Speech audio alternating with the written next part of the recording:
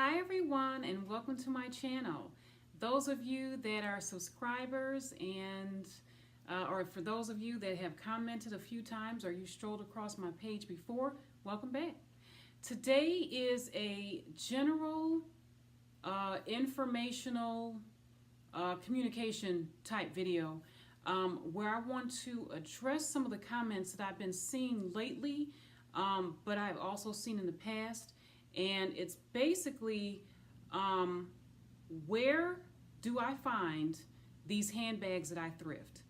And a video such as this is long overdue. To make a long story short, all of my videos are related to handbags in some type of way. More of the videos that I do make are on vintage handbags, vintage finds, or some of my earlier videos were about a thrift haul that I had. And I'm not trying to keep it secret, because I have responded to these comments, but I just want to make it openly and plain. How do I do this? Number one, two of the stores that I go to, that I visit regularly, there's only one in my area, and that's by the name of Value World. The other store that I visit quite frequently is Salvation Army, and there's a number of those in my area. It's just, it's personal preference which ones that I visit. So number one, those are the two stores that I visit. Number two, because I have been doing this so long, I've been doing this since 2008, 11 years now, I have come across a lot of knowledge, trial and error that I have used to help me with my purchases, and really helps me with what to look for when I do enter these stores. And another point I'd like to make is, with the Salvation Army stores, there are a few that I prefer over others. One is because I do find items a lot more other locations than others, so I just don't take the time to go somewhere else thinking that, oh, today is the day. So if I am in the area of a Salvation Army that I hardly ever visit, I definitely will take a look at it, but I'm not just going to drive across town to go to that particular one if I'm unfamiliar with it and don't really have good times finding items. So that's the criteria that I use when I do find these items. Now, as far as knowledge base, how did I get to that point? One, trial and error. I have gotten tired of being duped, and when I mean duped, I mean, thinking that it was real, and I get home and then do the research, and after the fact, oh, it's fake. And I'm talking about spending 10, 15 bucks on it. If it was like $1 or $2, I'd be like, I could care less, because what I would do then, I would use it as an educational tool. Like, okay, this is my textbook. This is the reason why it was fake. Learn from this mistake, And there were a lot of other opportunities where I wasn't sure if it was real or not, and I would leave it on the shelf, and I would go home wondering, man, was that real or not? So I just got tired of coming across that kind of stuff. So number one, I took the time out to start researching the brands that I'm more interested in, and really the brands that I come across in these stores. And I was like, okay, this is what I'm seeing a lot. This is what I need to concentrate on. So point blank, I just go right to the source, right to the website of that brand. If it's Chanel, if it's Prada, if it's Hermes, to find out the history of that brand. What is it all about? And then just take a look at the products on the website. Handbags, wallets, scarves, just take a look at it. And then some of that stuff is limited because these are vintage items that I find. A lot of that information is not on the website, so I just get creative with the search engine. I'll just Google vintage Fendi. Another one that I use quite a bit is how to authenticate a Prada bag, and I did a video on that because that type of source, that information helped me a great deal. And is this Chanel real or fake?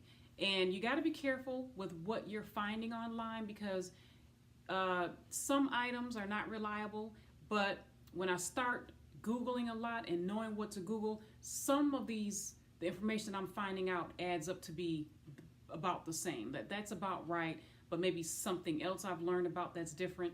And then it's just common sense. I mean, when you know a Chanel brand, when you know about Prada, and especially if you own those brands already, if they're, if you bought a new piece or inherited something, you really get to learn about the quality.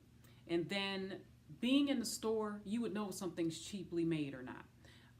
A lot of the vintage items that I find, they're not all the time leather. It's not, some of those bags were PVC back in the day, but they'll have a nice leather trim. Take a look at the quality of the leather. Take a look at the stitching. Is it cheaply done? It's not real. Take a look at the zipper. Take a look at the hardware. It's so many items that you have to take into account when you're really have an eye and you really want to find out if this what, I want a bag, I want a piece. This is what I'm going to have to do to be able to acquire that, a real piece, authentic. And then you just really get familiar with everything, and it doesn't come overnight. It's just something over a matter of time that you've learned about. And when you're constantly going into these stores, you know what to look for. It's just simple as that. And it's, some people have a knack for it and others don't. So I started off with making sure I had those websites available to me on the phone. I'd have my phone, I find a piece, and I'm looking. Because one thing I wanted to avoid is being in the aisle or being like at this stationary point for like 10, 15, 30 minutes. Because I know there's probably cameras on me. I don't want to look suspect. The workers are like, what the heck is she doing? But I don't want to settle and just buy it and get home and find out after the fact. I want to find out before, And if I'm just really too tired and it's wearing me out, it's going to stay right there. Take a picture of it, go home, take a look at those pictures, research when I have the time. And if it is real, we'll take a chance on going back and seeing if it's still there. Something else that I've done, and also too, maybe someone that's good at that kind of stuff, authenticating. Take them along with you as you search. And another point is work on negotiation skills. Some of these bags are way too high. They really should be no more than $5, but there's some that I've come across that are $25, $10, $15, and that to me, that's out of my budget, but don't be afraid of negotiating, because more often, you'd never know. It might be, okay, I'll knock $1 or $2 off, that kind of thing. And when I ask for negotiating, when I look at that, I look at like a marking. Oh, this has a scratch. I don't think I can get that out. Or this looks like it has a tear. It's going to take me so much to sew it back together, that kind of thing. Look for that. And that's if you want to be able to tack up that type of piece when you get it. Another thing too is ask if they have sales. Salvation Army, I've learned about the color of the tags. When I walk in there, I take a look at their poster board. They'll have, if it's a white tag sale, what we're looking at, yellow tag, green tag, I take a look at that. So that too, that's in my mind when I'm taking a look at items. I mean, I'm not going to not buy this real Prada bag if it's not the tag that's on sale. It's just, okay, that helps me with what I could possibly walk away as the deal of the day. And same thing for Value World. They have sales sometimes, flash sales. I don't even know if people use that anymore. And ask when you get up to the counter, is this on sale? Because I've been actually taken aback by finding that out. Because they'll ring it up, anywhere, and you'll know, but it just helps to know that beforehand, because it might be something where like, what, I don't want to spend $12 a day. Let me just think about that, And so another thing too that I want to add to my thrifting is that it's not always handbags. I have come across dry spells, and I just get totally frustrated. And it's like, what? While I'm here at this store, there's other items that I could look at. So I've taken the time to look at wallets. The same quality is there. The serial numbers, the markings, the stitching, the quality of leather, it should be no different from a handbag. Sorry, that was Siri. It should be no different from a handbag down to a wallet. And sometimes that gets me flustered. And so I have walked into the scarf side of things, the scarf market. There are tons of scarves when you are in these secondhand stores. And another thing too about these stores that I visit, they are merchandised very nicely. Depending on the season that we're in, they'll have that type of clothing up front. They'll have them sorted by color. They'll have the bags sorted by color. They'll have scarves sorted by, whatever's going on in that season. It's really nicely arranged, and it's so much better at an eye level. Because when you're shopping, you have to be mentally ready. You got to be patient. You got to have an eye, and you have to be on a mission. You really have to be determined. Like, I'm going to walk away with a Chanel today. That type of thing. You have to be in that mentality. So when it comes to scarves, though, that can be tricky because I'm looking into silk scarves, and everything that feels soft is not silk. And I found 2 Hermes scarves at a certain store. So I already know this certain store is where I'm going to go for my scarves. But there was an occasion where I found a Chanel scarf. And this, I'm going to give you an example of how and what I look for in a scarf. Now, oh, it just fell. Whoops. Okay. So the first thing that I saw when I saw this scarf was the color, because it's absolutely, I know it's a glare, it's absolutely beautiful. It's a really long scarf. I'm going to pull it apart in just a second. And then I saw the wording Chanel on there. Now at that time, because I've probably had this scarf for about 3 years now, maybe 2 years. Yeah. I was like, yeah, right. It says Chanel, but it's so pretty. I couldn't have turned it down. So this was an exception. It's like, okay, I'm going to buy this and take a look at it later when I get home. If it's real, if it's real. If it's not, oh, well, it's a beautiful scarf, because I don't condone knockoffs. I don't do that. But the color is just absolutely gorgeous. And then I had a good feeling that it might be.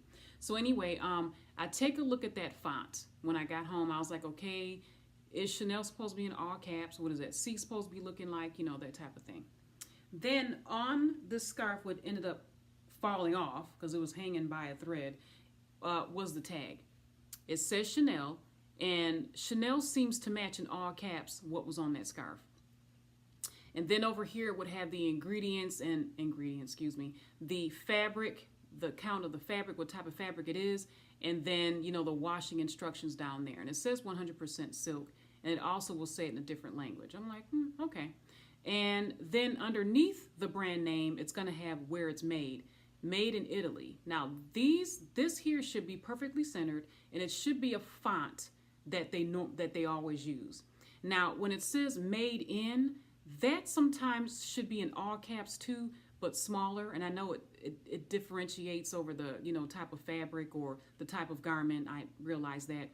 And usually if it says the name of the country, take a look at it. Made in Italy, made in France, made in USA. If it says like made in Paris, I'm like, maybe not. Because I think that's what that's what makes a lot of it seem like it's real. You see a Chanel bag made in Paris. It really should say made in France, made in Italy. And I've even seen like Louis Vuitton. I've seen made in Spain, type of things like that. But it should be the country. And if it does say something else, maybe it's a different scenario, But anyway, these are the type of things that are used.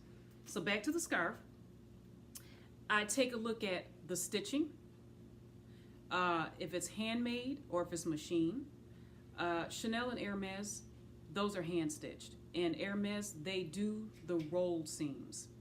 So once again, this is stuff I've acquired over time and taken a look at when I'm in the store. And then take a look at the fabric and how it's made. Because if it's something that's really exquisite and luxurious, it's possibly where it could be real. Because if it's a knockoff, which I realize knockoffs are getting better now, they're really not going to take the time to do all of that. They're going to machine stitch that. They're just going to find some kind of fabric that looks pretty and slap somebody's name on it and sell it as that, which is a shame. But here's the interlocking C's, and I counted the pattern of the C's, and I made sure on the other end of the scarf that it was identical, like as symmetrical. So that type of thing helped me with wow, this is a Chanel scarf. But like I said, this is so pretty that I took a chance on it and just bought it and just brought it home because I was like, I want this scarf. And but usually at that moment, I do take the time to make sure it's real before I'm buying it. So that was something rare. But anyway, that's what all this is about. I know it's a lot. I know I talked a lot. Take it all in. And as usual, if you have comments, leave those comments because I know some people are out there learning from me, but I'm also learning from you. And subscribe to my channel. And we'll talk later. Bye.